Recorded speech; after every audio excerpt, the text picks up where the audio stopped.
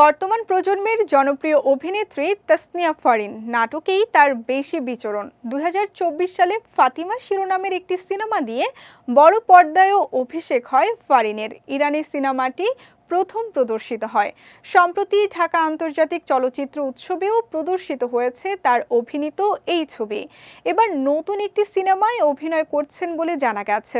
এটি বাণিজ্যিক ঘরানার সিনেমা, নির্মাণ করছেন নির্মাতা সঞ্জয় সমাদ্দার। গত কয়েকদিন ধরেই এমন গুঞ্জন মিডিয়া পাড়ায় চাউর হয়েছে। জানা গেছে সিনেমাটিতে অভিনেতা শরীফুল রাজের বিপরীতে অভিনয় করবেন ফারিন। এ চলচ্চিত্রে নেতিবাচক এক চরিত্রে অভিনয় করবেন জনপ্রিয় অভিনেতা মোশাররফ করিম। তবে এই নিয়ে অভিনেত্রী কোনো কথা বলতে রাজি হননি। অন্যদিকে দুই পুরুষ শিল্পীর বিষয়ে নিশ্চিত করে পরিচালক সঞ্জয় সমাদ্দার বলেন, এরই মধ্যে শরীফুল রাজ ও মোশাররফ করিম এই দুই শিল্পীর সঙ্গে চুক্তি সম্পূর্ণ হয়েছে। তবে নায়িকা নিয়ে এখনও রয়েছে বিভ্রান্তি। কিছুদিন আগে তানজিন তিশার নাম আসলেও এখন বলা হচ্ছে তাসনিয়া ফারিনের কথা। এ প্রসঙ্গে পরিচালক বলেন, নায়িকার বিষয়টি এখনও চূড়ান্ত হয়নি। একটি সিনেমা নির্মাণের আগে তো অনেক অভিনয় শিল্পীর সঙ্গে কথা হয়, অডিশন পর্ব হয়।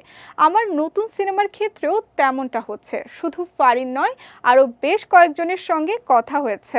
এর মধ্যে যার সঙ্গে ব্যাটে বলে মিলে যাবে তাকেই চূড়ান্ত করা হবে। শীঘ্রই সিনেমার সকল শিল্পীদের নাম অফিসিয়ালি জানানো হবে। ২৫০টিরও বেশি ডিজাইন অপশন নিয়ে ওয়ালটন স্মার্ট ফ্রিজ, বোঝে আপনার প্রয়োজন।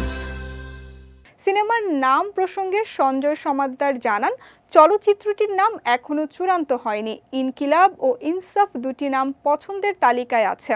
সিনেমার গল্প অনুযায়ী আলোচনার মাধ্যমে যে কোনো একটি নাম চূড়ান্ত করা হবে।